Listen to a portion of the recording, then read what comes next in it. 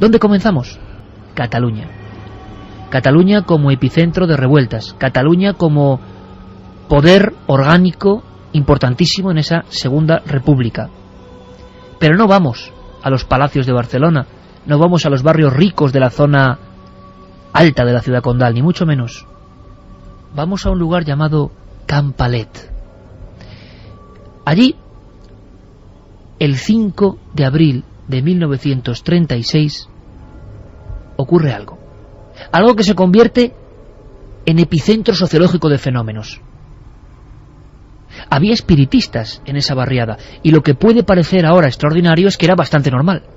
El espiritismo había alcanzado desde los años 20 una fuerza tremenda en nuestro país. Calle de la Agricultura, número 34. ¿Cómo definirla? La estoy viendo en viejas fotos ahora mismo. Es una calle pobre. Es una calle donde no aparece el ladrillo y el adobe. Es una calle donde el descampado muerde a las piedras, donde las construcciones tienen número de milagro. Es una calle donde vive José Obradors y su esposa Julia. Es una calle donde vive una niña llamada Josefa. Tiene 13 años y recibe al reportero con una cara delgada, ojos tristes y las piernas casi raquíticas. Dice que un espíritu le estaba golpeando.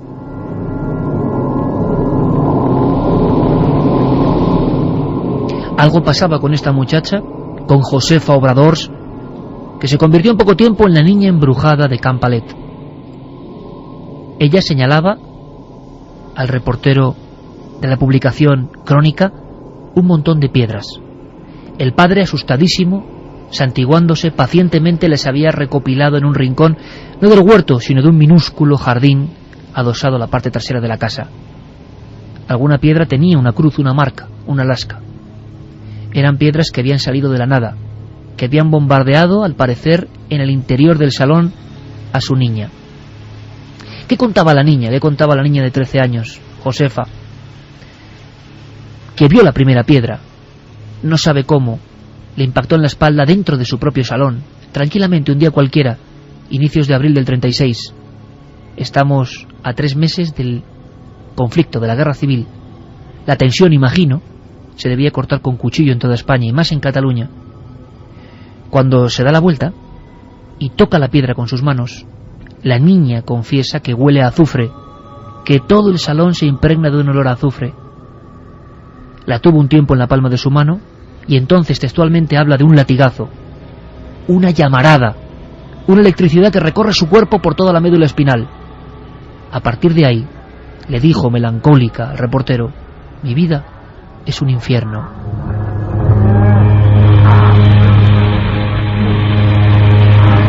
El padre, José, estaba muy preocupado.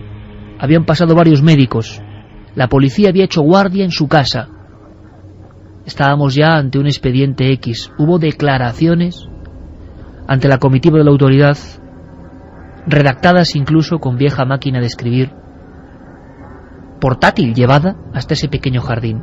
Hubo toma de muestras de esas piedras. Nadie sabe dónde están.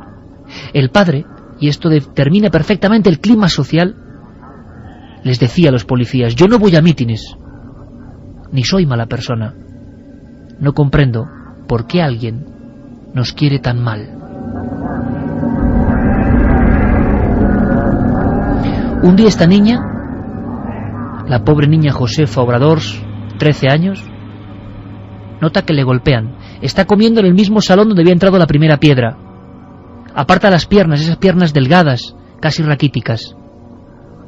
Varios doctores, como el doctor Luis María Tallers, se encargará de dictaminar que efectivamente aquello parecen heridas cardenales, algunas con punción, con sangre. Dijo en su informe, otra pieza de este expediente X que usó a la luz, que parecían golpes durísimos de una bota con puntera reforzada. La propia madre, estando en la cocina, había escuchado varias veces y nadie en la casa como alguien le llamaba, pero es que era la voz de su propia hija, la voz de la niña Josefa, que sabía que estaba en la escuela y que sonaba en un pequeño cuartito, una especie de pequeña alacena próxima a la vieja cocina.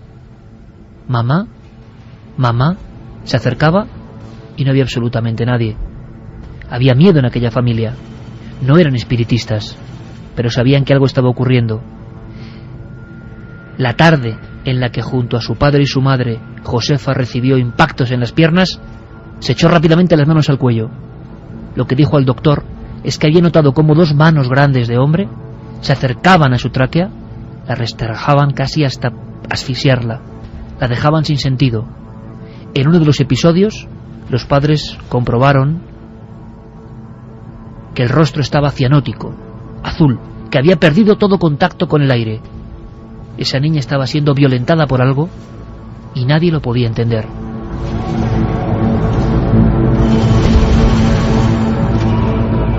Lógicamente, y a pesar de encontrarse en una barriada obrera, en una barriada altamente conflictiva en la época, una barriada con esos movimientos de sindicatos, de grupos comunistas, anarquistas, José Obrador no tiene duda y llama al párroco de la barriada.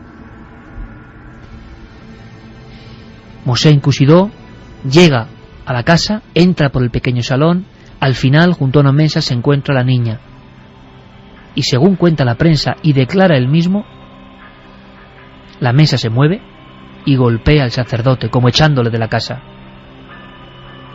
Después, casi en la entrada, desde el cuarto de la propia niña, donde había seres viejos porque allí nada se tiraba, un carricoche o cunita con ruedas, casi oxidada, que aún estaba allí reposando, salió del pasillo, embistió al sacerdote y lo echó fuera. El párroco dio orden y acta de información a su superior, pero huyó de allí como alma que lleva el diablo. Jamás volvió.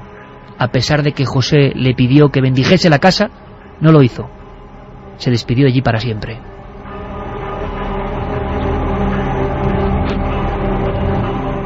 Embrujamientos en 1936, decía la prensa, como algo imposible. ¿Cómo era combinable la Segunda República, las reformas en educación, la reforma agraria, la liberación, vamos a decirlo así, de la mujer, la obtención de algunos derechos importantes, básicos, el aire o pátina de modernidad, con el rebrote, porque como vais a ver esta noche no fue solo un caso, de este tipo de vuelta a la España más atávica y más ancestral? Al mismo tiempo que huía el sacerdote, el hombre de Dios, llegaba un extraño espiritista o curandero, y lo hacía con una recomendación que se llevó a rajatabla, una recomendación que nos expresa cómo estaba el asunto del espiritismo y las creencias en esa España hace 70 años. Dijo que no había otra forma, que era un difunto que atormentaba la casa y a esa niña por algo, que estaba adosado a la espalda de esa niña. Había que comprar un bofe de cordero, una víscera de cordero, había que cocerlo durante unas 6 horas, había que ponerlo junto al único reloj de la casa, y la niña con un puñal o navaja tenía que atravesarlo tantas veces como pudiera hasta que las campanadas dejaran de sonar. Era la única forma, según este extraño personaje, de desembarazarse del embrujamiento que asolaba la pequeña casa, calle Agricultura 34, de Can Palet.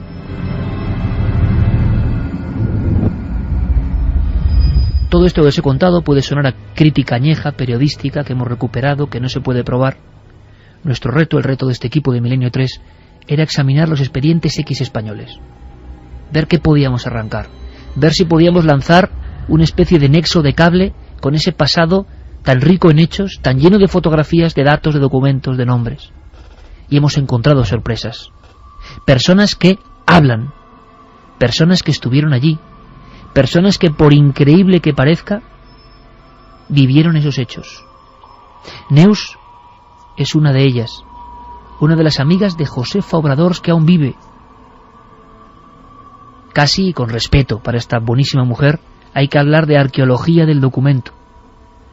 Con 90 años prácticamente a la espalda, recibió a un miembro de nuestro equipo, Pablo Villarrubia, y con una lucidez que solo es posible en quien ha vivido de verdad el misterio, quien ha presenciado cosas increíbles, empezó a recordar. Muy cerca de la propia calle Agricultura, apenas 2 portales más allá, la buena de Neus repasaba en su memoria un auténtico expediente X sin resolver en España. Se acordaba perfectamente de su amiga Josefa y se acordaba de aquella casa. Me acuerdo un poco porque veía, porque íbamos como críos, íbamos todos, entrábamos a la casa y veíamos las sillas que iban contra la chica y la mesa, se le tumbaban la mesa y que caían las sillas así encima de la chica. Pobreta, se estaba asustada viva. Es que lo hacían cada momento. Cuando entraba por su casa, todos los muebles iban contra ella.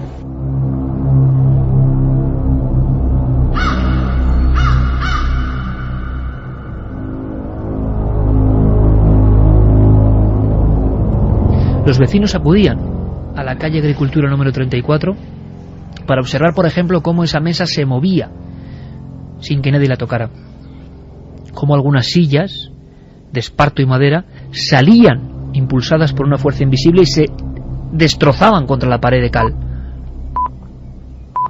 Ya no eran las primeras piedras las que empezaban el enigma, sino que toda la casa parecía haber cobrado cierta vida. ¿Y por qué? ¿Quién quería mal a la familia Obradors? Muchas viejas ancianas brujas de la zona de Tarrasa aseguraban que eso era una especie de ahogamiento, de maldición. Así se interpretaba. Pero desde luego los periodistas, los médicos, los psiquiatras no podían creer en todo esto. El primer reportaje, lo tengo en la mano, llega el 19 de abril de 1936. Lo firma Trillas Blázquez, uno de los míticos reporteros de Crónica. No se cree nada. No puede creer. Hay un diálogo impresionante entre este hombre y el padre. Le pregunta el periodista: José, ¿usted aún cree en brujas y en fantasmas? Y José, pálido, sudoroso, como un hombre desmejorado por lo que está viviendo, responde: usted también creería si hubiera visto lo que hemos visto nosotros.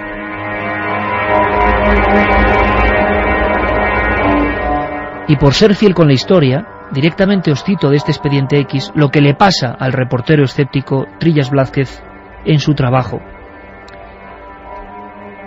Hablan de que hay que hacer una prueba con esa niña. Al parecer los objetos, las cosas, los enseres se mueven siempre o adquieren fuerza mágica cuando Josefa, de 13 años, asustada, como nos contaba Neus, pasa o está mirando fijamente a los objetos. Dice el reportero: apenas había terminado de decir esto cuando la mesa se echó sobre mí. Así. La mesa se inclinó hacia mí y cayó con fuerza, con el evidente deseo de aplastarme un pie. Yo la cogí y la puse derecha de nuevo, un poco escamado, la verdad. Como no cuento más lo que he visto, quiero añadir una cosa. Josefa y su familia dicen que para que se muevan los objetos, la niña tiene que colocarse frente a ellos. Abril 1936. Neus, la venerable y amable Neus, a la vuelta de la esquina de este lugar de los hechos que tanto ha cambiado, que tanto se ha transformado en los últimos 70 años, nos contaba los recuerdos de aquella casa. No es que Josefa hiciese trucos de ilusionismo, no es que Josefa tuviese que concentrarse o que solo a determinadas horas pasaran cosas. Durante un tiempo, prácticamente tocando ya a la Guerra Civil Española, los objetos se movían delante del vecindario. Los vecinos, de condición humilde, miraban por los ventanucos, incluso dentro de la casa, y aquello se había convertido en una especie de primitivo cine del misterio. Neus era una niña, evidentemente, pero nunca podrá olvidarlo. Mucha gente fue allí, madre mía, si era un paseo eso. Todo el mundo iba a la casa esa a ver lo que pasaba. Te digo yo, cuando la nena pasaba por delante de la mesa, ¡pum! Cuando pasaba por una silla iba contra ella. Y así, cosas así. Es lo que más me acuerdo. Llegaron a ser tan violentos los fenómenos, llegó a estar tan asustado el párroco de la barriada, que no hubo más remedio que la intervención posterior del párroco de la iglesia de San Pedro, sin entrar dentro de la casa, desde el umbral, como si fuese una película norteamericana de terror de los años 70, bendijo la casa de la familia Obradors. Al mismo tiempo, Joaquín Fuster, importantísimo psiquiatra, hablaba de que eso solo podía ser posible con sugestión e histerismo. ¿El histerismo que movía los objetos? ¿Cómo es posible? No era la primera vez que se daba este tipo de explicación. Tan solo un par de años antes, con el asunto del duende de Zaragoza, se había hablado de ventriloquía inconsciente, para explicar unas voces, que aquí no aparecían, aquí eran golpes, objetos, elementos físicos que dañaban. Una noche, Josefa se despierta gritando, porque por segunda vez, las manos grandes, como de hombre, muy abiertas, estando ya en su dormitorio, le habían cogido por el cuello. El propio médico pudo verificar que había marcas de inicio de estrangulamiento. ¿Qué estaba pasando en esa familia? Pues nunca lo llegamos a saber. Ni los espectadores de Crónica, que poco después dejó de editarse, ni todo un país que vio cómo las bombas, el fuego, los tiros y otro tipo de lamentos se iban apoderando de las calles. Con la llegada de la guerra, el olvido de esta historia. Nadie supo más nada. Neus nos contaba, echando mano del recuerdo, algún fragmento, alguna visión, algo que no se podía olvidar, algo casi más impresionante que aquellas sillas que se estampaban contra la pared, que aquellas piedras que volaban en mitad de la nada, que aquellas manos que agarraban el cuello o que golpeaban a la niña. Se acuerda sobre todo de la tristeza, del susto, del pesar de la que fue su amiga de infancia. La niña estaba asustada. Nosotros no, aunque te diera miedo y te diera cosa, pero no estabas asustada como ella. Ella sí que estaba asustada, la pobre. Esta es solo una historia. Este es solo un expediente X ocurrido en nuestro país. Jamás, lo dejo caer aquí ahora mismo, jamás se había hablado de él. Le damos luz, le damos vida. Es lo que puede hacer la radio. 70 años después, nuestro particular homenaje a ese tiempo convulso. Los misterios jamás contados de la Segunda República Española.